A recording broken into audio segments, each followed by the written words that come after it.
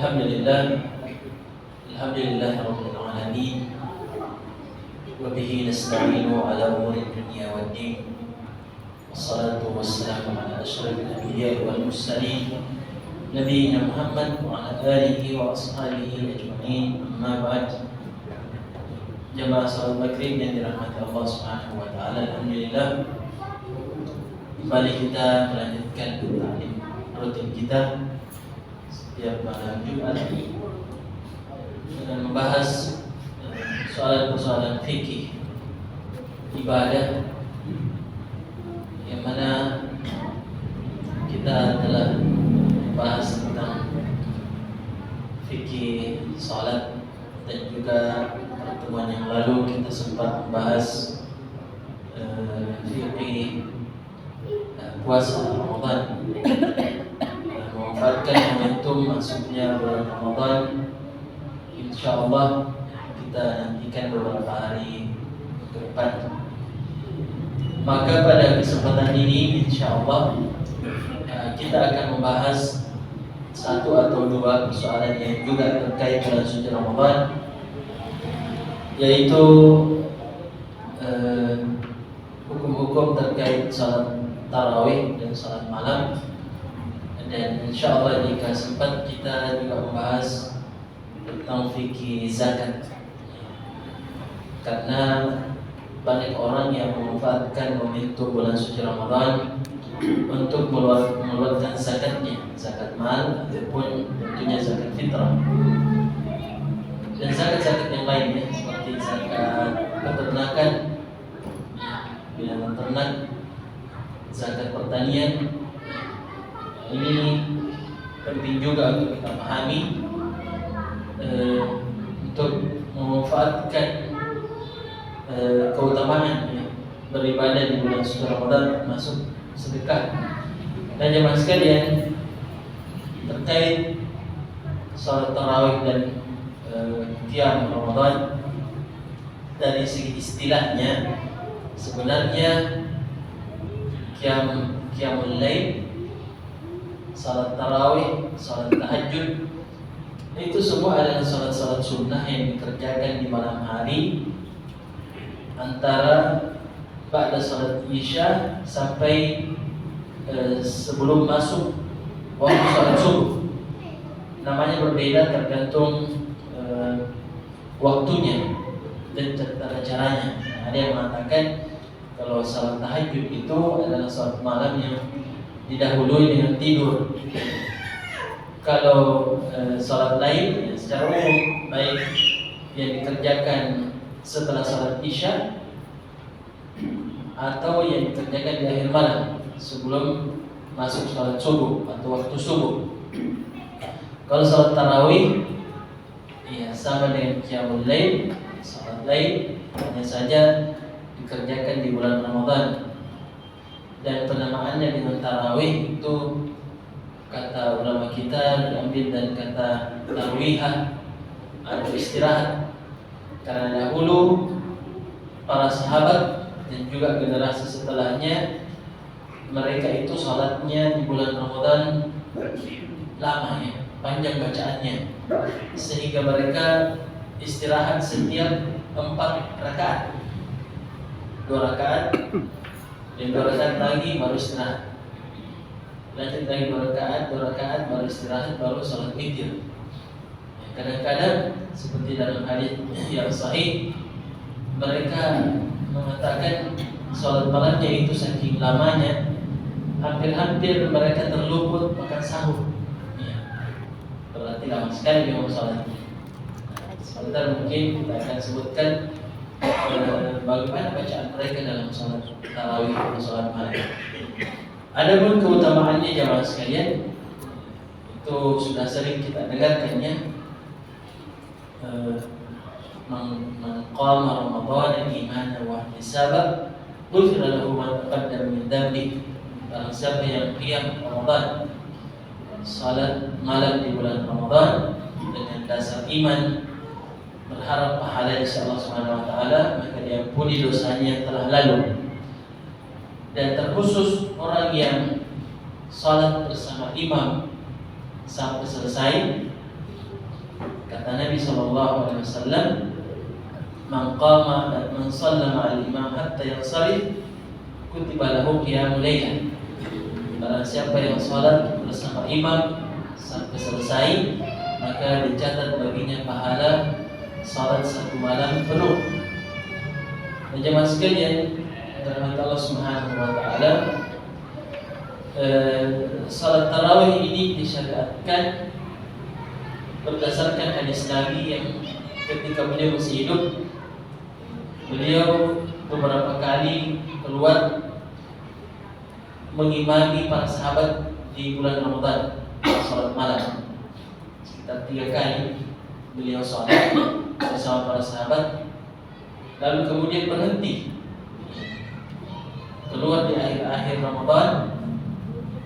Sekitar 7 hari sebelum akhir Ramadan beliau keluar salat bersama para sahabat, lalu kemudian besoknya tidak keluar, nanti keluar lagi jadi imam salat bersama sahabat.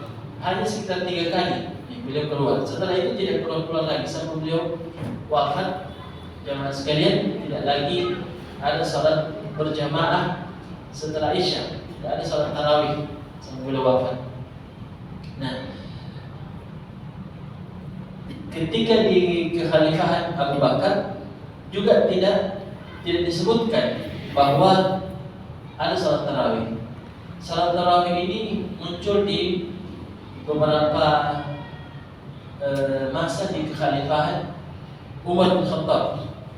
Ketika beliau keluar dengan sahabatnya dan melihat orang-orang di masjid di bulan Ramadan salat tetapi tidak berjamaah, tidak satu jamaah. Ada yang salat berdua, ada yang salat diikuti bacaan orang lain. Jadi mereka di masjid itu banyak jamaah ya. Ada yang salat sendiri, ada yang berdua, ada yang mungkin bertiga. Ya. Maka diusulkan kepada Umar bin Khattab untuk mengumpulkan mereka, ya, dengan satu imam saja. Nah, akhirnya Umar bin Khattab mengumpulkan mereka dan memerintahkan Ali bin Abi Thalib dan Ubay bin Ka'ab menjadi imam. Namun pada saat itu jamaah sekalian, ada imam khusus untuk kaum lelaki, ada juga yang menjadi imam khusus bagi kaum wanita. Ya. Nah, lalu kemudian setelah itu mereka kumpul satu imam. Makanya disitulah kemudian Umar bin Khattab radhiyallahu taala mengatakan nikmatul bid'ah hadhihi, nikmatul bid'ah hadhihi, sebaik-baik bid'ah inilah. Namun kata bid'ah di sini jamaah sekalian bukan bid'ah yang kita pahami bahwa penambahan dalam persoalan syariat yang tidak tuntunannya. Iya. Karena kalau secara istilah itu bid'ah itu artinya al-ihdaats fid din min ghairi mithalin sabiq, membuat perkara baru dalam agama yang tidak ada contoh sebelumnya dari Nabi. Ya, jadi apa yang dilakukan Umar ini bukan bid'ah karena pernah dicontohkan oleh Nabi.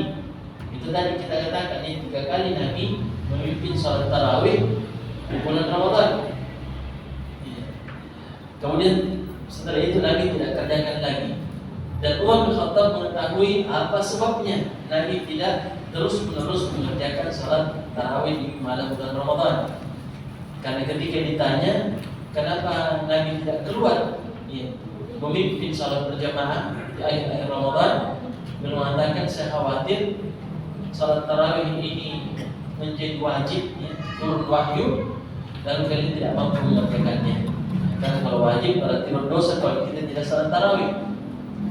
Di sinilah Umar memahami bahwa kalau begitu, karena Nabi sudah meninggal, tidak mungkin lagi turun wahyu, maka tidak akan pernah menjadi wajib untuk salat tarawih seandainya beliau hidupkan kembali sunnah Nabi. Nah, di sinilah jemaah sekalian berawal kemudian salat tarawih itu dihidupkan oleh kaum muslimin. Baik. Kemudian jemaah sekalian, jumlah rakaat salat tarawih ini perlu kita pahami ya, bahwa semasa hidup Nabi salat tarawihnya beliau itu hanya 11 rakaat. Dan riwayat ya ada yang menyebutkan 13 ya, yang witirnya. Tapi hadis yang sahih yang paling kuat menyebutkan bahwa jumlah rakaatnya itu 11 di hadis Aisyah. Ini yang belum kerjakan sampai beliau wafat. Aisyah radhiyallahu taala anha, istri beliau, mengatakan, maka Rasulullah sallallahu alaihi wasallam yazidu fi Ramadan wala fi ghairihi ala 11 rakaat. Nabi tidak pernah menambahkan salat malamnya lebih dari 11 rakaat, baik di bulan Ramadan atau di luar bulan Ramadan. Yusalli arba'an fala tas'al an husnihin wa tulihin. Beliau salat 4 rakaat, jangan bertanya tentang baiknya salatnya itu dan panjangnya, lamanya. Lalu salat 2 rakaat, Aisyah mengatakan, jangan tanyakan saking bagusnya salatnya Nabi dan lamanya beliau, panjangnya salat beliau. Lalu setelah itu beliau salat witir 3 rakaat. Dan jemaah sekalian, hadis ini dipahami oleh banyak orang bahwa salat tarawih itu 4 rakaat, baru 3 rakaat. Jadi hanya 3 kali memberi salam. 4 rakaat, 1 kali salam, baru 4 rakaat lagi 1 kali salam, baru 3 rakaat witir. Namun ini sebenarnya tidak kuat pendapat ini. Yang benar adalah 2 rakaat memberi salam, 2 rakaat lagi sampai 8 rakaat, baru witir 3 rakaat. Kenapa? Karena ternyata hadis ini dua-duanya diriwayatkan oleh Aisyah, istri Nabi. Nabi yang mengatakan, Nabi sholat 4 rakaat, jangan tanya tentang baik dan panjangnya bacaannya. Lalu 4 rakaat lagi baru 3 rakaat. Tapi Aisyah mempertegas dalam hadis yang lain bahwa salatul lail mathna wathna.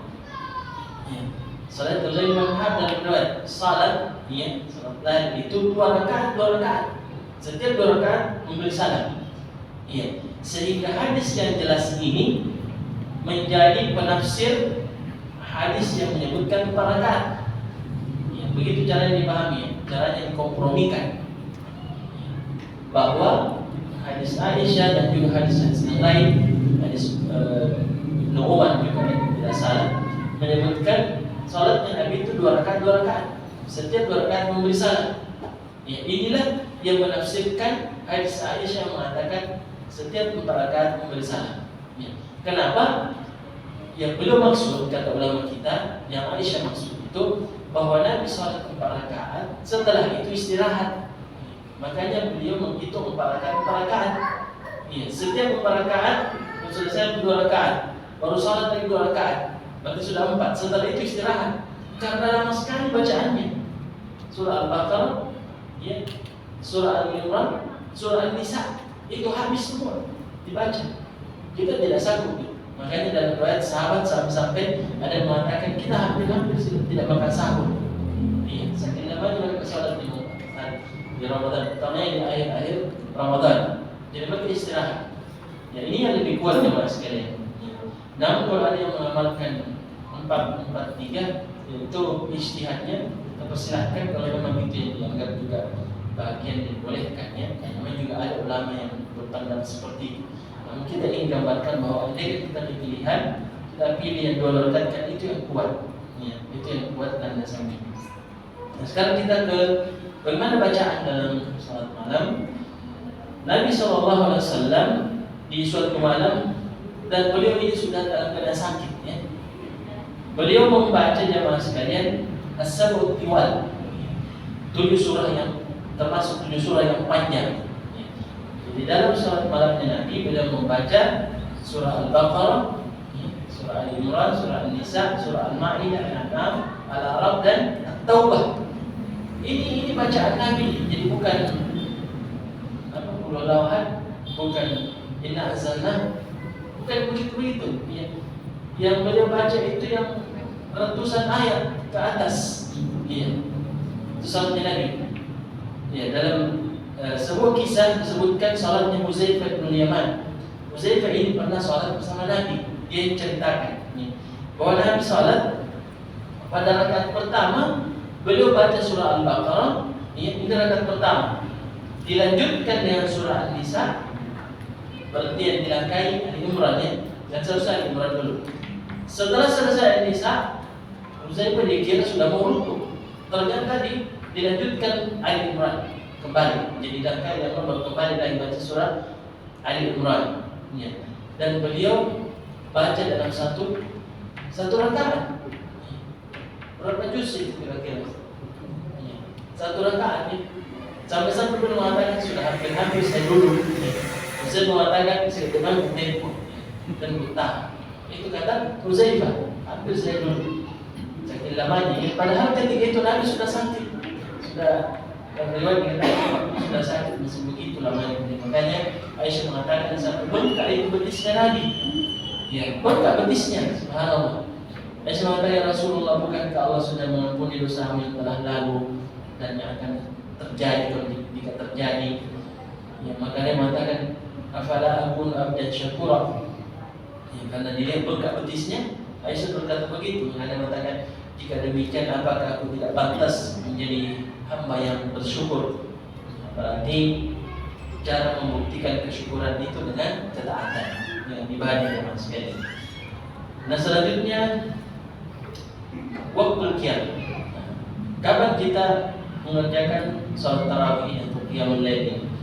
Nah, tentunya jemaah sekalian, ini dikerjakan setelah salat isya, ya, dan sebelum masuk waktu subuh. Silahkan kita bisa kerjakan di awal malam atau di akhir malam. Nah, kalau kita ditanya tentang yang mana lebih utama, tentu yang lebih utama adalah yang bisa dikerjakan di akhir malam. Tapi ini kata ulama kita dilihat dari kondisi masing-masing orang.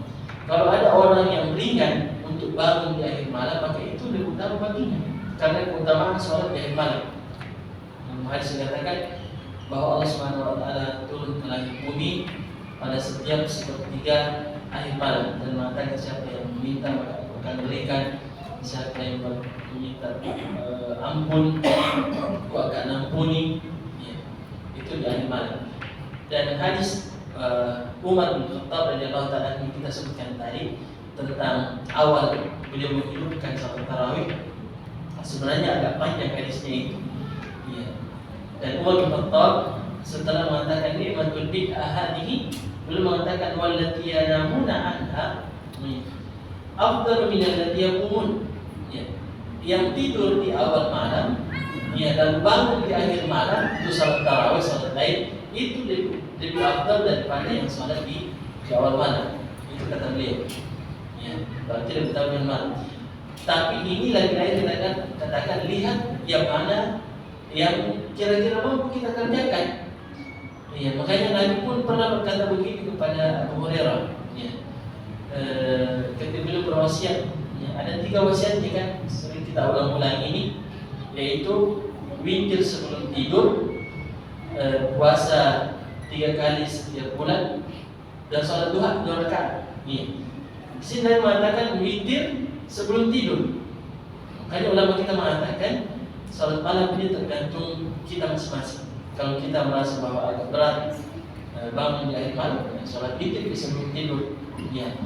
Dan juga kita pertimbangkan salat berjamaahnya. Karena kata ulama kita, yang mana lebih baik kita salat malam, salat tarawih di rumah atau berjamaah di masjid? Tentu berjamaah yang utama. Kenapa? Karena Nabi pernah contohkan. Ya begitu ya. Nabi contohkan. Nabi salat bersama sahabat di masjid. Itu yang ada tuntunannya lebih besar pahalanya dibandingkan kita salat sendiri. Nah, itu kalau memang ada jamaah. Dan kalau misalnya sudah selesai, salat tarawih sudah selesai, lalu kita bangun agak cepat, misalnya makan sahurnya, karena terlalu cepat dihidangkan umminya. Ya. Kadang jam 4 ya, sudah selesai makan, bisa ada waktu. Lalu ada yang mau memanfaatkan untuk salat, silakan, masih bisa salat. Ada pun caranya, jamaah sekalian di sini ada 2 ya, yang insya Allah tepat ya, menurut ulama kita. Kalau kita sudah salat tarawih dan usahakan salat tarawihnya itu sampai imam selesai, ya, sampai imam selesai. Anda ingin memberi salam bersama imam, tidak masalah. Ya. Sekalipun Anda masih mau salat di malam hari atau di akhir malam. Ya, dan ini yang dipahami oleh sahabat seperti Aisyah radhiyallahu anha dan juga Abu Bakar. Ya. Kenapa? Karena dalam hadis sahih yang diriwayatkan oleh Imam Muslim, Nabi sendiri masih sempat dan pernah sholat sunnah 2 rakaat padahal sudah selesai sholat witir, dan hadisnya sahih. Makanya cara kita memahami hadis yang mengatakan ij'alu akhir salatikum bil-laili witra, jadikanlah salat di akhir malam itu atau di malam hari itu witir, itu bukan berarti wajib hukumnya, ya. Tetapi itu yang lebih afdal jika bisa, itu yang lebih afdal, ya. Namun kalau kita misalnya sudah salat witir bersama imam, jangan lagi salat witir, salat saja 2 rakaat sesuai yang kita sanggupi. Ya, Anda mau salat misalnya 10 rakaat, Anda mau lebih dari itu, dan kata ulama kita salat malam itu sebenarnya tidak dibatasi jumlahnya. Silahkan kalau Anda mau tambahkan, ya. Hanya saja kalau kita ditanya yang mana yang utama, itu dilakukan oleh Nabi. Sama juga di siang hari, orang mau salat duha, mau 2 rakaat, 8 rakaat dan lebih, silahkan. Ya. Cara yang kedua, dan ini juga boleh insyaallah, kalau ada orang yang sholat tarawih, dan ini lagi-lagi kita perhatikan fikihnya supaya kita dapat pahala besar.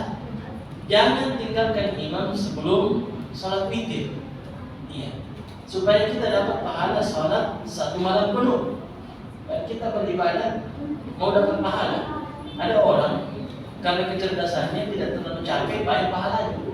Ada orang capek sekali beribadah sedikit, pahalanya karena dia tidak tahu yang mana sebenarnya yang lebih tepat tuntunannya. Bagaimana petunjuk Nabi? Nah, caranya yang kedua ini, ketika imam sholat witir, jamaah sekalian, pada rakaat ketiga, ketika imam memberi salam, dia tidak memberi salam, tapi dia ditambahkan 1 rakaat. Ya, ulama kita ditanya apa gitu boleh? Mereka mengatakan boleh. Salat itu tetap sah, tidak ada masalah. Nah, itu jamaah sekalian tentang jumlah rakaat dan bagaimana cara kita kalau masih ingin salat malam hari. Pada salat witir disunnahkan jamaah sekalian kita kalau 3 rakaat ya membaca surah Al-Alaq pertama, Kafirun kedua, dan Al-Ikhlas ketiga. Dan sekali-sekali boleh, sekali-sekali ya, boleh kita tambahkan pada rakaat ketiga setelah Al-Ikhlas, surah Al-Falaq dan surah An-Nas. Kata ulama kita ini sekali-sekali, jangan setiap malam. Ya. Dan jangan juga lupa bahwa disunnahkan doa qunut. Doa qunut diajarkan Nabi kepada cucunya Al-Hasan. Allahumma hdina fi man hadait, dan seterusnya. Sebagian sahabat menyebutkan bahwa di akhir-akhir Ramadan mereka juga menambahkan doa melakukan orang-orang kafir yang menghalang-halangi Islam dan kaum muslimin. Maka mendoakan juga mereka binasa. Itu jamaah sekalian. Termasuk yang disebutkan dalam hadis bahwa ada doa yang bisa kita bacakan sebelum memberi salam. Ya, ingat ya, kita di bulan Ramadan itu kadang-kadang kehabisan doa karena imamnya terlalu lama duduknya. Lama sujudnya, lama duduk di antara 2 sujud, lama juga baru memberi salam. Kita sudah selesai semua bacaan tahiyat kita, belum juga memberi salam. Maka jangan bingung di situ. Ya, karena kita boleh berdoa. Ya, Nabi ketika selesai mengajarkan doa tahiyat, tasyahud kepada sahabatnya, beliau mengatakan begini, "Tsumma litas'al minal mas'alati ma syi'ta." Setelah itu silahkan berdoa apa saja yang kamu mau. Berarti boleh berdoa. Jangan bingung kalau imamnya belum memberi salam. Ya. Dan di antara doa yang diajarkan itu seperti Allahumma inni ala dzikrika wa syukrika wa husni ibadatik. Jadi yang diajarkan kepada Muaz bin Jabal ya. Ada juga doa yang sudah hafal semua yang kita minta perlindungan dari 4 hal. Allahumma inni a'udzubika min adzabi jahannam, adzabil qabr, mahya wal mamat, min syarri fitnati masih dajjal. Nah, ada satu lagi doa, Allahumma inni a'udzu biridhaka min sakhatik wa bi mu'afatika min uqubatik wa a'udzu bika min la uhsi thana'an 'alaik anta kama athnayta ala nafsik. Nah, ini juga bisa yang dibaca sebelum memberi salam. Nah, setelah memberi salam, ini sunnah yang kadang-kadang kita abaikan ini ya. Padahal ini sunnah, berpahala kalau kita baca. Apa itu? Subhanal Malikul Quddus 3 kali. Ya, setelah memberi salam, kalau salat wajib kan yang kita ucapkan istighfar 3 kali ya. Astagfirullahaladzim, astagfirullah, astagfirullah. Itu setelah memberi salam pada salat wajib. Tapi ada petunjuk dari Nabi bahwa kalau salat tarawih beliau justru membaca Subhanal Malikul Quddus 3 kali. Nah, lagi-lagi kita katakan kalau kita mengamalkan yang ada tuntunannya, itu lebih utama daripada kita bagi perasaan dan mengatakan lebih baik saya istighfar. Iya. Mungkin kalau pakai perasaan kita katakan istighfar karena banyak kelalaian dalam salat. Tapi kalau kita amalkan yang sudah dulu ada bonus tambahan pahala dan setelah itu kalau bonus istighfar baru istighfar. Ya, perbanyak pun lebih bagus. Nah itu jamaah sekalian.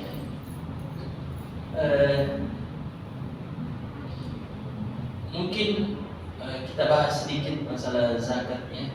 Seperti yang kita katakan masalah 10 menit sebelum kita buka tanya jawab. Tentang zakat ini jamaah sekalian, kami sampaikan tadi bahwa sebagian dari kaum muslimin itu memanfaatkan momentum bulan suci Ramadan untuk mengeluarkan zakatnya. Mereka yang diberikan karunia oleh Allah Subhanahu wa taala kelebihan rezeki, mereka itu biasanya mengeluarkan zakat, terutama zakat harta ya.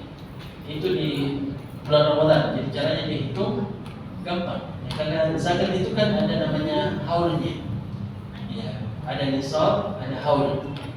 Jadi kita singkat saja pembahasannya bahwa kalau harta itu sudah mencapai nilai ya, senilai 85 gram emas dan kita miliki selama setahun, ya maka dikeluarkan zakatnya 2,5% di dalam hadis ya.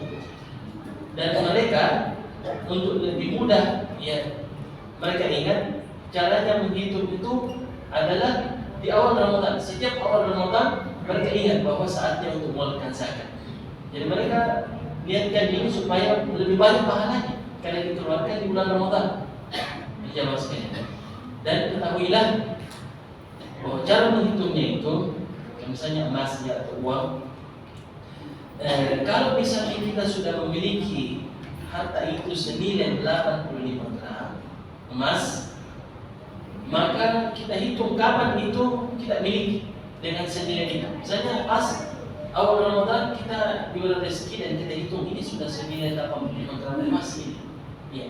Maka kita perhatikan ya sampai tahun depan. Ya.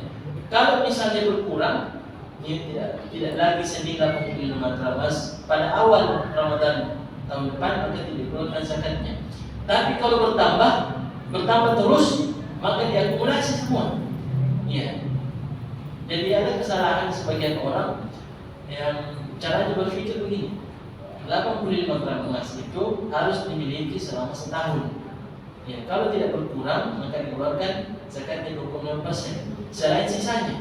Jadi kalau misalnya zakat perdagangan, nah ini Bapak langsung kita bahas zakat perdagangan ini mirip-mirip ini.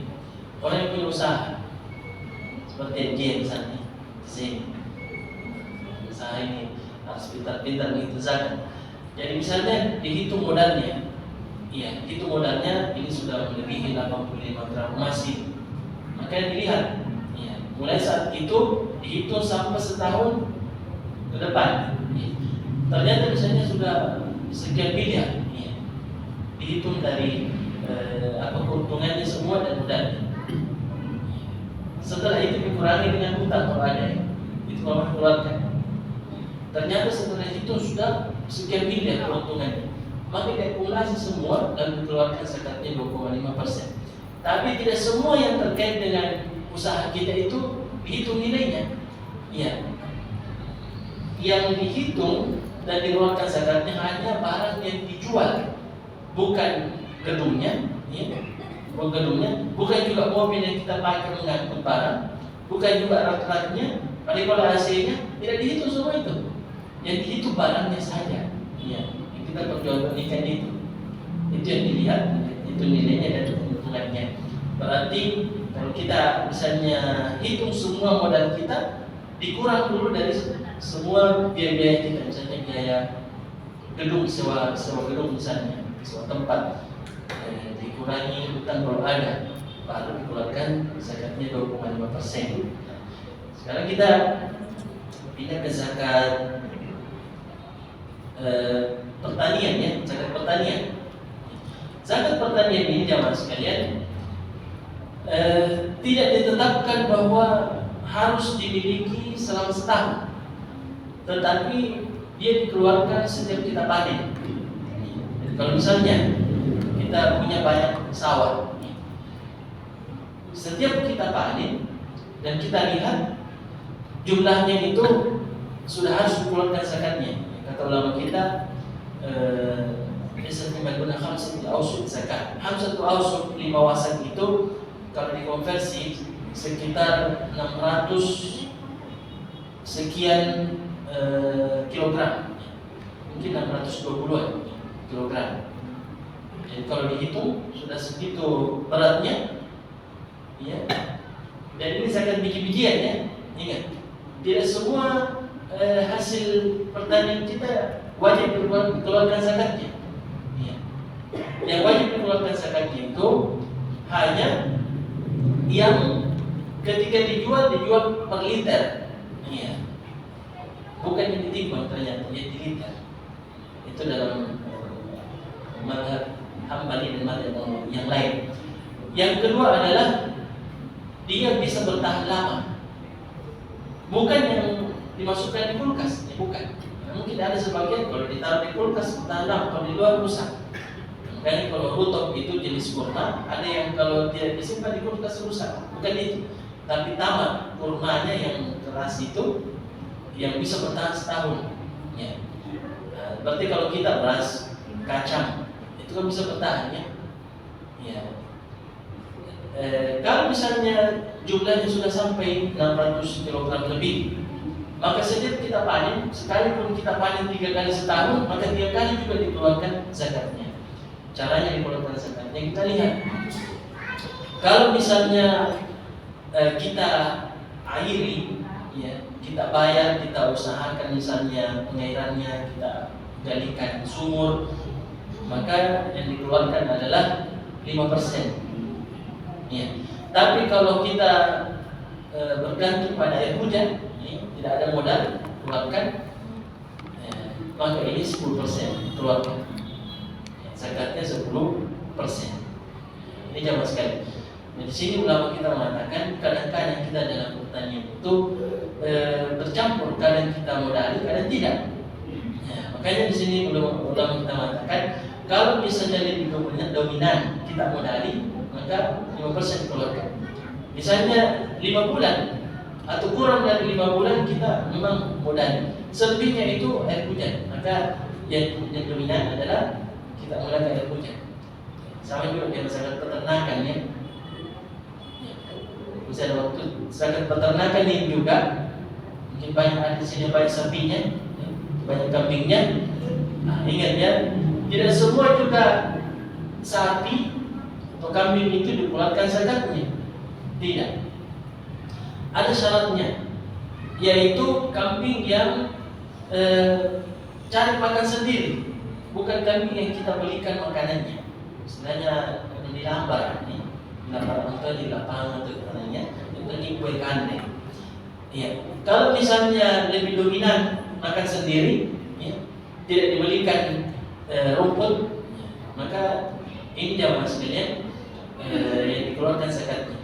Karena mungkin ada orang yang usaha peternakan, tetapi sepanjang tahun dibelikan makanan, ya, pakannya, maka ini tidak dikeluarkan zakatnya. Ya. Jadi yang dominan dia makan sendiri, itu yang dikeluarkan zakat.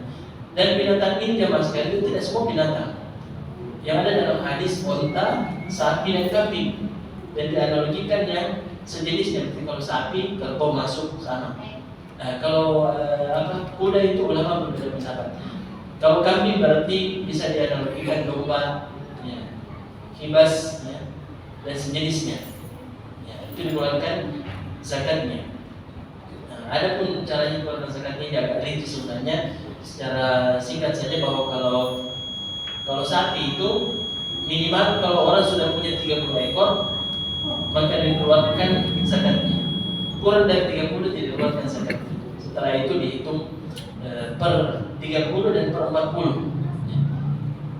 Dalam hadis Abu Dzar dikatakan Nabi menyuruh saya untuk mengambil zakat dari sapi itu pada setiap kelipatan 30 ekor satu jan, kalau tidak salah namanya, yaitu sapi yang berumur 1 tahun. Pada setiap kelipatan 40 ekor adalah zakatnya 1 ekor sapi yang umurnya 2 tahun, namanya musinah dalam hadis itu. Berarti begini cara itu. Ada orang yang punya sapi 30 ekor, ya tahun ini 30 ekor, berarti sudah harus keluarkan zakatnya tahun depan. Ya. Maka lihat, kalau dalam setahun beranak pinak, ya misalnya ternyata ada yang kembar anaknya, iya kembar anaknya. Tahun depannya dihitung sudah sampai 70 ekor. 70, padahal awalnya cuma 30 ya, sapi ini, sapi 30 ekor. Ternyata tahun depan sudah 70. Berarti dikeluarkan zakatnya 1 ekor yang umur 1 tahun dan 1 ekor yang umurnya 2 tahun. Ya karena 40 dan 30 dan 70 ekor. Kamu jadi regi. Lumayan berarti mungkin usaha bukan biasa. Ya. Nah, jadi zaman sekali begitu. Setiap ya kalau misalnya 80 ekor, nah berarti 2 ekor musinah yang umurnya 2 tahun 2 tahun. Nah begitu cara gitu. Nah, kambing juga. Ya, kambing itu 40 ekor standarnya. Ya. Kurang dari 40 ekor tidak dikeluarkan zakatnya. Ini agak rinci ya, sampai 120 ekor baru 2 ekor kambing. Dan seterusnya silakan dilihat, ada jadwal. Mungkin bisa dibuka di internet untuk kita lihat setiap kelipatan berapa dikeluarkan berapa zakatnya. Itu kira-kira jamaah sekalian ya, secara singkat tentang persoalan zakat. Sengaja kita angkat supaya kita bisa memahami bahwa kita ini sebagai seorang muslim harus memanfaatkan setiap momentum kebaikan ya, dan harus cerdas melihat kapan waktu-waktu yang mana kita bisa meraih pahala yang besar kalau kita melakukan kebaikan tersebut. Nah, ini bulan Ramadan momentum terbaik untuk memberikan apa yang kita miliki, yang kita sanggupi untuk kemaslahatan kita nanti di akhirat. Jika demikian, kita mungkin persilahkan kalau ada yang mau dijelas atau mau ditambahkan juga. Silakan.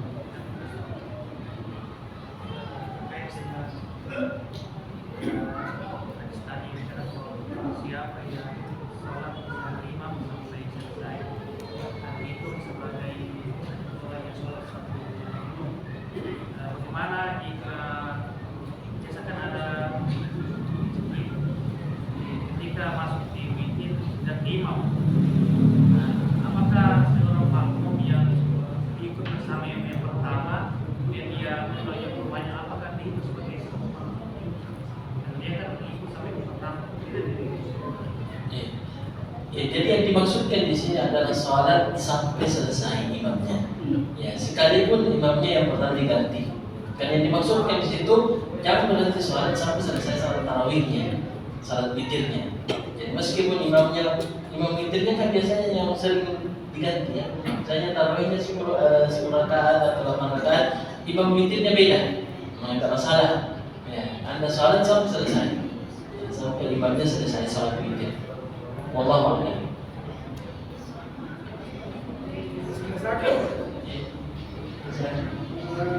Bilang yang dikenakan zakat yang di liter. Nah sekarang beras di kilo. Itu bagaimana itu?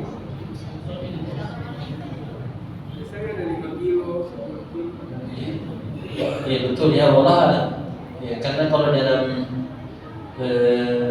literatur itu dikatakan al-kail itu dalam istilah bahasa Arab adalah yang pakai takaran, ya, pakai takaran. Ya, kalau misalnya berubah ya, kalau ditimbang biasanya beras itu beda-beda ininya. Dan dia kan bisa berubah kebiasaan masyarakat yang tadinya di liter lalu kemudian ditimbang. Kita lihat kalau gabah itu gabah yang biasanya ditimbang ya, kalau gabah.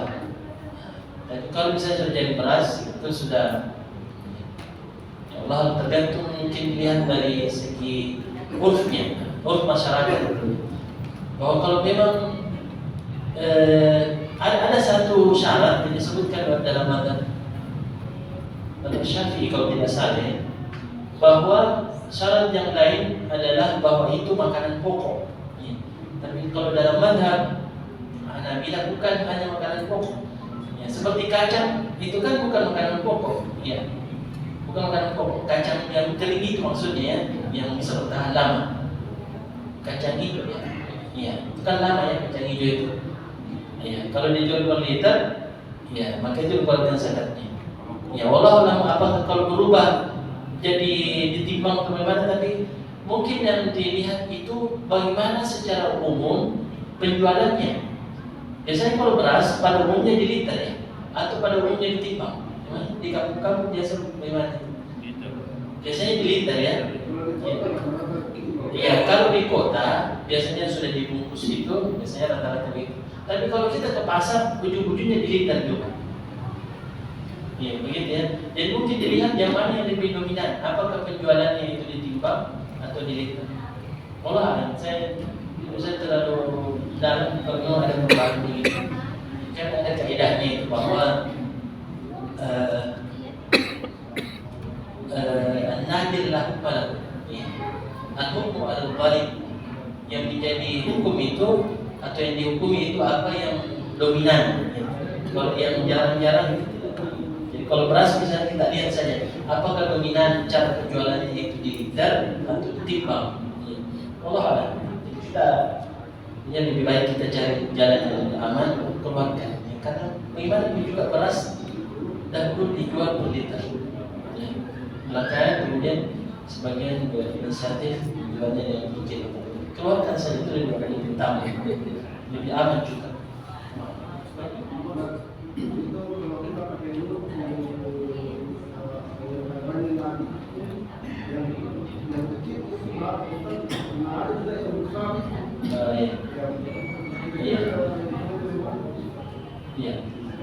Itu digunakan untuk mengeluarkan zakat, zakat fitrah. Tapi sebenarnya ini yang perlu dibahas zakat fitrah. Iya, saya lupa pada sebenarnya itu yang inti mau kami jelaskan zakat fitrah itu. Jadi zakat fitrah itu kan disusah. Iya. Yang kalau dikonversi ada yang kecil itu seperduanya, yang besar itu yang satu sak. Kan dalam hadis tulis seperduanya. Ya, kalau dihitung sebelum mengatakan 3 kilo lebih sedikit, ada yang mengatakan 3,10, ada yang sampai hampir 4 kilo. Jadi kalau dari misalnya Majelis Ulama Indonesia itu 3,5. Kalau zakat fitrahnya besar 3,5 kilogram. Iya. Nah, ini dapat kita tambahkan persoalan zakat fitrah ini. Nah, jamaah sekalian, zakat fitrah itu pertama dia punya syarat. Syarat untuk dikeluarkan adalah terbenamnya matahari di akhir Ramadan. Ya. Bagaimana itu? Bahwa kalau ada orang nanti setelah terbenam matahari misalnya, baru dia masuk Islam, ya. Misalnya orang kafir masuk Islam, malam Lebaran dia masuk Islam. Misalnya dari beberapa hari bulan Ramadan dia pikir-pikir melihat bagaimana kaum muslimin begitu indah safnya dalam sholat, begitu teratur, sudah tertarik, tapi nanti terbenam matahari di malam Lebaran baru bersyahadat. Maka kita katakan ahlan wa sahlan, selamat datang dalam Islam, tapi tidak wajib bagi anda mengeluarkan zakat. Ya, karena sudah keluar Ramadan. Nah, ada misalnya bayi yang lahir, ya nanti pas sholat Isya, ya, atau setelah Isya, ya, di malam Lebaran, nanti tidak wajib juga dikeluarkan zakatnya. Tapi kalau ada yang lahir, anaknya misalnya setelah asar sebelum maghrib, di hari terakhir Ramadan, ya, dan dia hidup sampai setelah maghrib, setelah terbenam matahari, maka dikeluarkan juga zakatnya. Ya. Jadi kalau ada orang meninggal sebelum terbenam matahari di malam Lebaran, maka ini juga tidak wajib dikeluarkan zakatnya. Ya. Jadi yang mendapati Ramadan dan Syawal malamnya itu dilihat dari terbenamnya matahari. Nah, itu jamaah sekalian. Dan cara yang terbaik, waktu terbaik untuk mengeluarkan zakat itu adalah di pagi hari sebelum sholat Id. Itu yang terbaik. Dan ada keringanan, kata ulama kita, boleh 2 hari sebelum Lebaran. Ya, sudah bisa mulai dikeluarkan. Dan jangan sampai ada zakat fitrah yang dikeluarkan setelah selesai khutbah. Ya, ada yang mengatakan makruh hukumnya, mengeluarkan zakat setelah selesai sholat, ya, maksudnya sebelum khutbah, makruh, ya. Tapi masih dianggap sah. Tapi kalau sudah selesai khutbah, selesai orang sholat, maka itu sudah bukan menagih zakat, kecuali yang diqadha, ya, harus tertentu. Nah, itu tentang zakat fitrah. Allah a'lam. Silakan. Mana zakat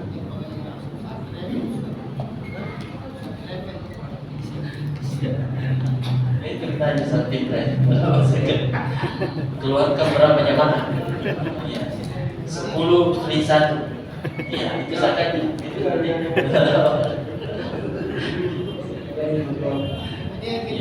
Zakat harta itu ya.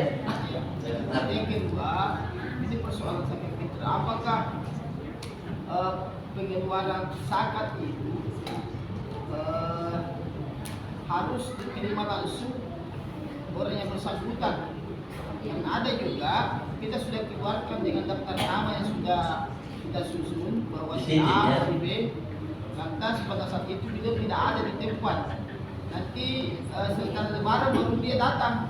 Apakah pada saat itu ada pelanggaran atau bagaimana saat itu? Iya. Nah, ini juga banyak terjadi di kampung-kampung yang sudah terjadi di sekitar kita, bahwa zakat itu seperti yang tadi kita sebutkan disalurkan sebelum sholat Id. Iya. Jadi 2 hari sebelum sholat Id ada keringanan bolehnya dikeluarkan, dan maksimal sebelum sholat. Iya, sebelum takbirnya imam di hari Lebaran kita sudah keluarkan. Dan alhamdulillah kita sudah punya lembaga-lembaga yang memudahkan kita untuk penyaluran zakat, dan mereka yang tahu bagaimana caranya dibagi rata sesuai kebutuhan masyarakat untuk lebih meringankan. Namun jika ada yang mau langsung memberikan, harus perhatikan ya, tidak semua itu orang berhak diberi zakat fitrah. Ya, kalau zakat fitrah itu yang dikasih hanya fakir miskin. Ya. Kalau zakat mal, maka 8 jenis itu yang disebutkan dalam surat Taubah boleh diberikan. Dan dalam mazhab tertentu dibagi rata sesuai kebutuhan mereka. Ya. Jadi kalau misalnya kita sudah serahkan di malam Lebaran, kita sudah tahu orang ini orang membutuhkan, berhak memang dapat zakat. Ketika kita bawa ke rumahnya, tetangganya mengatakan lagi keluar, ya, mungkin besok baru datang. Dan kita lihat bahwa dia membutuhkan, maka kita titip misalnya ke tetangganya tolong dikasih, karena dia termasuk yang berhak. Ini tidak ada masalah. Ya. Yang menjadi masalah kalau di kampung-kampung itu, tadi saya juga saksikan ya, ada beberapa karung berdiri di belakang, belum dibagi sampai beberapa hari setelah Lebaran. Kira-kira mau diapa itu? Ya. Itu banyak di kampung-kampung itu. Ternyata ada hal-hal yang aneh dari zakat itu. Kenapa tidak dibagi? Dan ada juga kami dengar beberapa hari lalu, zakat itu juga ada yang minta dari ada orang pemerintah juga, tetap dari mana? Minta bagian juga. Ya. Jadi setiap dusun menyetor ke orang-orang ini sekitar 100 liter ya, kira-kira sepikul istilahnya. Jadi kalau berapa dusun datang kasih kan, banyak sekali dapat. Padahal tidak berhak.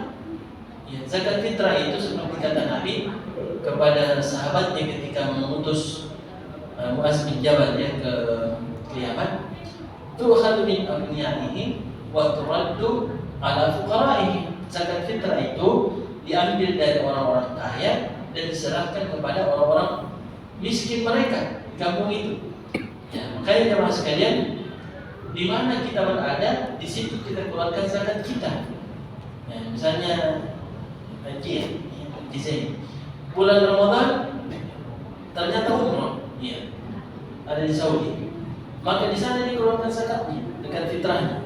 Ya, bukan di sini, di mana dia berada, di situ dia keluarkan, itu yang kuat.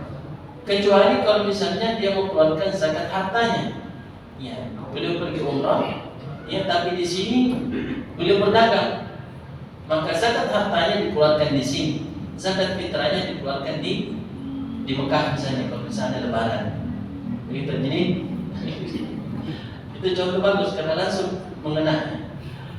Ya, Allah.